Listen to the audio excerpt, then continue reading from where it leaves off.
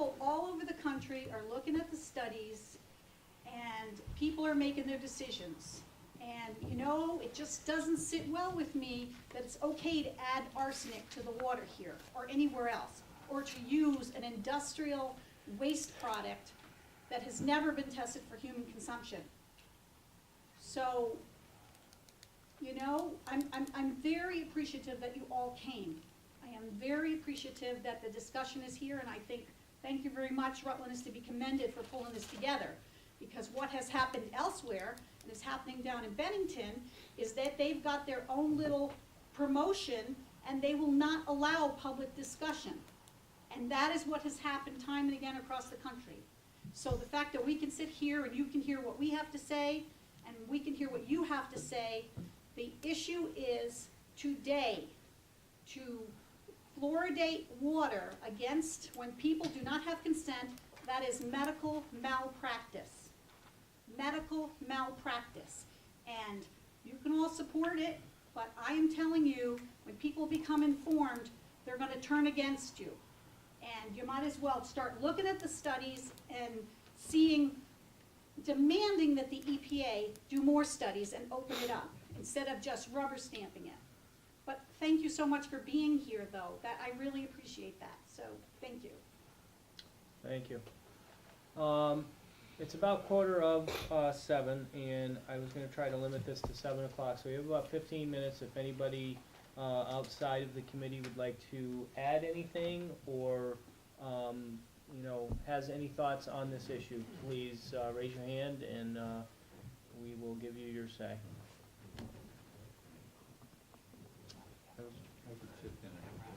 Alright, well, my name's Christina Sweet, like Candy, ironically.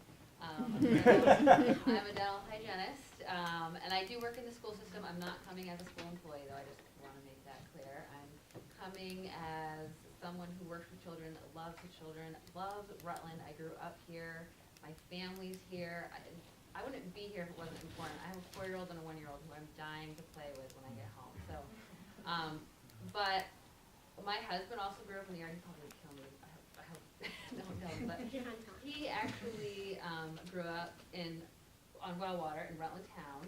We both come from similar types of families. I've, not to break HIPAA, but I've cleaned the family's teeth, and I know we're very similar, is what I'm trying to say. So the bacteria, everything very similar. So comparing just two families there, he didn't have the fluoride.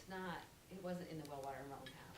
I mean, sorry, Rich, he has cavities, and he has a great diet. He doesn't like soda. He drinks water. He's not a snacker.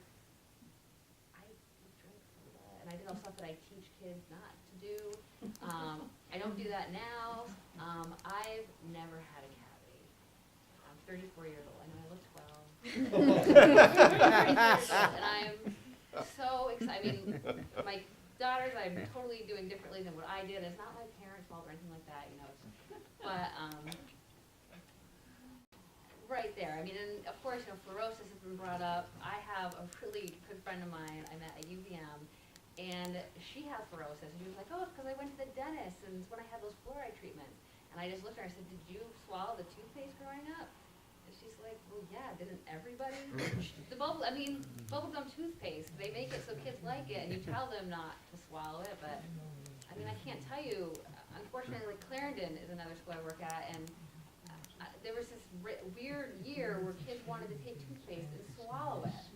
And I had to go into classrooms just to educate them about why they shouldn't. So fluorosis, in my personal opinion, from what I've seen in the school system, is because the children are swallowing it. And it's not because they're bad parents not supervising. It's just, you know, kids, they get sneaky and they taste good and they swallow it. So they shouldn't swallow it, no, because as people have mentioned, it's not the regulated what we have in our water. It's totally different. So I just wanted to bring those up. Hopefully my husband won't get me after that. But thank you for allowing me to speak. So Christina, you grew up in the city on city water? I did. Okay, and the city added the water about 1980, was it? Somewhere around? 32 years ago. 32? 83? Yeah, after our prime cavity years, Tom. After our prime cavity. Now, I don't know about that. I had cavities after I was 13, but, my question to you is, you said you drank a lot of soda. Did you also drink a lot of the city water though? And that's, I mean, did. okay. So I always you, loved water. you think that, you know, some of your bad habits were counteracted by the fluoride in the water, but what about other, oral health initiatives that you took upon yourself as you were growing up and getting older? I mean, did you brush really well? Did I you was floss always- really well? I've always, I mean, ever since I was in 3rd grade, I wanted to be a dentist. I'm glad I'm not.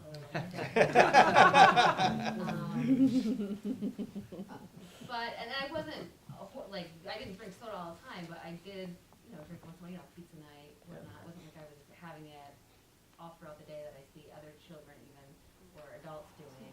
I think I had a good balance. I'll admit I was not a flosser. But I think I was probably the average middle class child who, you know, sometimes had bad things. I mean, I wasn't always constantly having candy, but, you know, I like my cookies and Sure. peanut butter and fluff sandwiches. One of the things that I think about these days, is the amount of bottled water that people drink and consume. I mean, there are so many of these, you know, Vermont Pure or Crystal Meadows or, you know, water bubblers in so many offices. And I was in my dentist's office not too long ago, and I grabbed a cup of that, and I asked him, I said, hey, you know, what do you think about the public drinking water? Should we keep the fluoride in it? And I was doing it on purpose. And he said, oh, you gotta keep yeah, definitely keep the fluoride in the water. It's a great thing. And I said, well, drink and take another sip. And I said, what do you think about the, you know, the Misty Meadows or whatever it is that you have here in your office? He goes, oh, it's great water. I drink a lot of it. I said, so you drink that instead of the tap water? He said, well, yeah. And I said, does that have fluoride in it? And he said, geez, I don't think it does. Well, I don't think it does either. I mean, I didn't go to Crystal Meadows or Vermont Pure and ask him. But, I mean, there is a lot of bottled water consumption these days, and I can't help but wonder what effect in either direction and any direction it has on, you know, our oral health. So I just wanted to point that out. I thought it was a pretty funny conversation that I had with my dentist. Sorry, Dr. Riemann, I didn't have you, I mean, you. I understand. But, you know, and I find that I like the bottled water too at my house because we grab it and we take it with us a lot of the time, where it's just easier to grab a bottled water to go to a basketball game or to go out on the road than it is to, you know, bottle up tap water and take the tap water with you. So, Commissioner Wenberg, and I know Kathleen has a question, comment that she wants to make, so I'll let you go first. Well, this is gonna be in this shameless promotion department here. First of all, I don't know what you pay for a bottle of water, but Rutland City Water, average household, because we do have both fixed and metered rates, but average household is about 1.7 cents per gallon delivered, okay? So just compare that to what you're paying for the other stuff. The second thing is bottled water is regulated by the Food and Drug Administration. Public water supplies are regulated by the Environmental Protection Agency and the Department of Environmental Conservation. The regulations that we are subject to, the standards that we have to meet, far exceed than the standards the Food and Drug Administration places on hot water bottling. So, I mean, I agree with you. I'll grab the bottle with the screw-on cap to hit the road or whatever because it's very, very convenient and it's self-contained and all the rest of that. But when I was DEC commissioner, I walked down a hall in one of our offices and I saw one of those and I said, that's gone. I kicked them all out. I said, we regulate the drinking water supplies on behalf of EPA for the state of Vermont, including the drinking water that comes out of the, you know, the faucet or the water fountain from Waterbury. We're in Waterbury at the time. And I said, if we're not willing to consume that, what business do we have? So I took them all out. It was a little grumbling by a few people, but they got it. And I mean, that's just, we practice what we preach, okay? That's the main thing. We do, this guy right here, Scott Taggart, I know he's the guy who basically runs the plant. To the degree that Rutland City gets any accolades from, you know, whether it be EPA, which we do, or from CDC or state of Vermont, in terms of the operations and maintenance of the plant, all that credit, all that all that credit belongs with him and his co-worker Tommy. There's two guys. They run the whole thing. My job is to try to make sure we get them whatever they need to keep doing a great job. That's what you pay me for. We deliver a superior product here. And I'll just take one last second to say, Kathleen, you know, I've answered all your questions. I've given you the information that you asked for. I know that you sought information from CDC or federal sources. They've given you answers in emails that are identical or even, you know, more definitive than the ones I've provided to you. And all of those answers, whether they come from me or whether they come from federal experts who've taken the time to review our water testing results and do the analysis of whether arsenic is of concern and all the rest of that, all of those answers have been consistent, and that our water is safe to drink, it meets all the standards, and there is no reason for concern for adverse public health effects from consuming Rutland City water. And so I have to say that I get upset. I get personally upset, and sometimes I get emotionally upset. And I apologize if I go over that level because that's not appropriate. But I get upset when I hear some of the things that are claimed and argued in some of the statements that you've made publicly. Because I know you know, and I know you know for a fact, that there simply isn't an adverse public health risk associated with consuming Rutland City water. And you have every right to bring to the board, to me, the question of whether or not we should fluoridate. That's a local decision, it's a local option. We're not required to do it, and it's a decision that we can make and revisit as often as we want to from a public policy standpoint. You have every right to do that. I will disagree with you in terms of the claims that you make, but you have every right to do that. But I don't think you have a right to imply or impugn the safety of the drinking water of the city of Rutland. I don't think you do. Kathleen, I'm gonna give you about a minute, and then I'm gonna bring it into the committee to wrap this up, and let the committee decide if we wanna take any action to recommend to the full board for further action. So go right ahead. Jeff, is arsenic added to the water in Rutland City? There is arsenic in trace amounts in the fluoride. Thank you. Fluoride is added to the water. Thank you. The levels of arsenic in the water are below the ability of the measurement instruments to detect it, and orders of magnitude below what are considered safe levels by the Environmental Protection Agency. I have a right to my opinion. Of course you do. I'm very upset that 41% of adolescents in this country have dental fluorosis. Dental fluorosis causes dental disease. So what are we doing here? Let's look at it. Let's demand that the EPA reopen the studies and start looking at up-to-date science now. Now. Just recently, it came out that fluoride is found in kidney stones, that they can now measure fluoride in kidney stones. Well, what about all the poor guys that have to sit in the hospital with kidney stones? Fluorosis is a symptom of an adverse health effect to the whole body. What that is, let's look at it. Let's demand that the EPA look at it with up-to-date studies, not funded by the fluoride industry or not funded by Colgate like it was in Harvard. So I'm upset too. I am concerned about the kids here in Rutland. We are doing good things in Rutland, and giving them pure water is a good first step. All right, I'm gonna bring it back into the committee now, and I'm gonna go with Bill Knott. You have something to say, go right ahead. Thank you. Yeah, I'm a city alderman. I'm also a father. I have 3 children. My youngest child is 3 years old. My kids' dental visits are very different than mine. I'm 44 years old. I'm from before my prime years of childhood neglect and not brushing my teeth as much as I should have were before the water fluoride was added, and my visits were much less pleasant than what my children have today. As a Rutland City resident, I think it is a huge benefit to have fluoride in our water. I think it's an attractant to Rutland. I don't think it's a detriment in the least.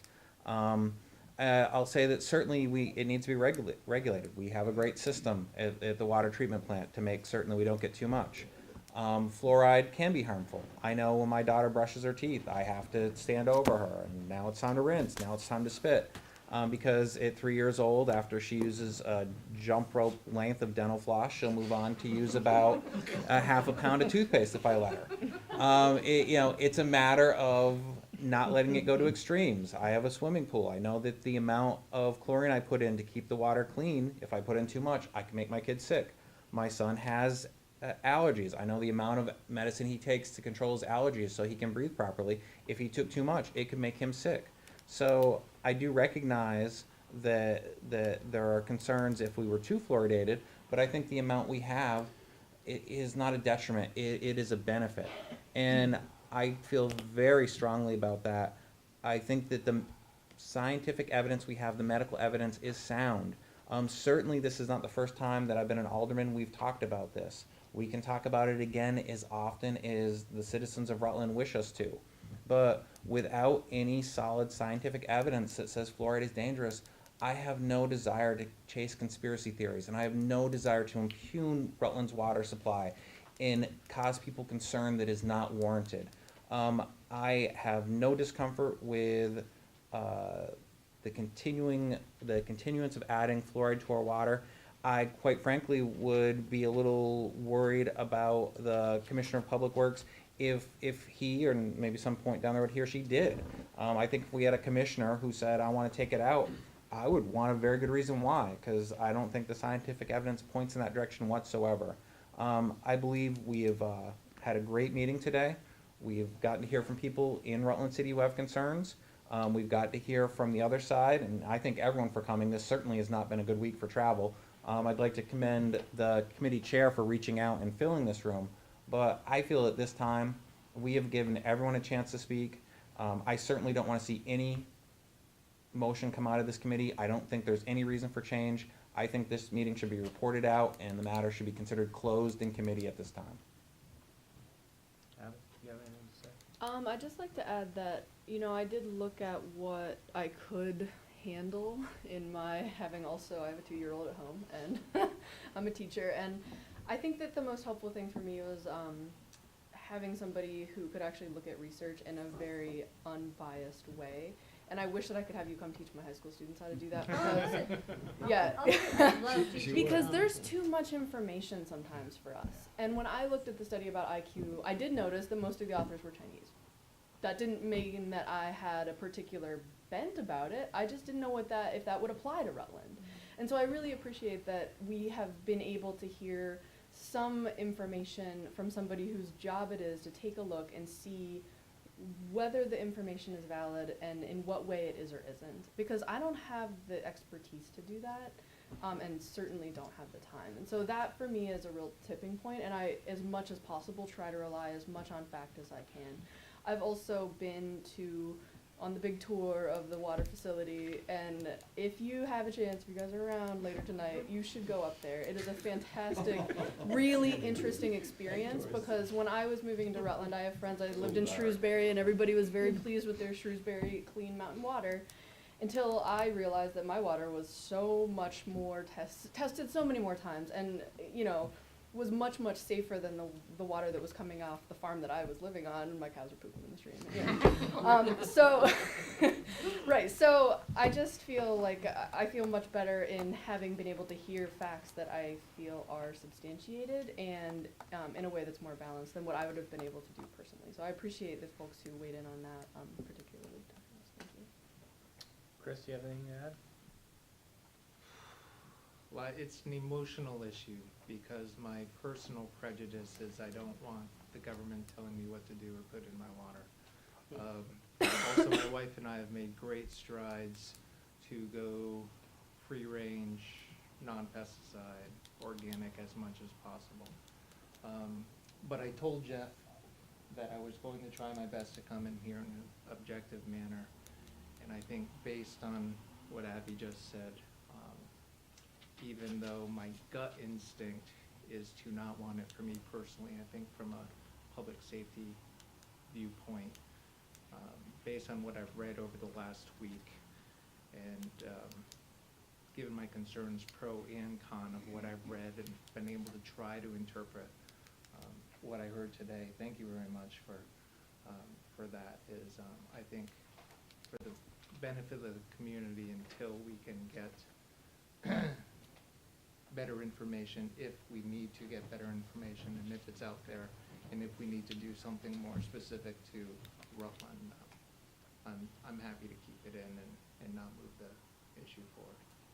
And Gary? Yeah, you took the words right out of my mouth, Chris, because my only objection to the fluoride is that right here, without informed consent. That's more ideological than it is scientific, but you got a pile of papers there, and I believe you, it's, you know, all them science speak is probably correct. It's probably better for us. You gotta weigh whether something's better for you or worse for you. I do know that every medicine has a side effect. Everything you take is good here and bad here, but if it's better here than it is here, then you go with what's the best. And I don't wanna take the fluoride out at this time either. Thanks. And President Allaire? Well, thank you. I appreciate that. I thought you were gonna skip over me. I'll be quick. Chris Soliski and I agree about a number of things. In this instance, as Dr. Harry Chen knows, I'm a lot of times an advocate for keeping government out of our personal business as much as we possibly can. But there is a place for, in instances of public safety and public health. When I was in the legislature, Harry and I were together talking a lot about seat belts. And although I don't like people telling me what I should or should not do in the privacy of my car, the fact that seat belts save lives, I think trumped everything else, every other argument. And I think the state made a good decision when they finally came to mandating the seatbelt use in vehicles. And I think the science is solid. I've been on the Board of Aldermen for 17, going on 18 years. We visited this 3 different times. The advocates have come in and made strong arguments about the fact that the health benefits of fluoride. And with the information that I've heard tonight, there's no reason for me to believe anything different. I think we have a top-notch water supply through the efforts of the people that work up there here in the city of Rutland. I've been very proud of that over the years. I'm very proud of these guys that work up there. And I've heard nothing tonight that makes me believe anything different, so I would recommend the committee not doing anything. I thought you were gonna agree with Chris on the free range and the. There is a limit. So I guess my question to the committee then, before we do wrap this up, is, does anyone have a motion for us tonight? No. No motion coming out of committee. I will report this to the full board at our next meeting, and it will be an FYI. There is no motion out of committee. I thank you all for coming tonight.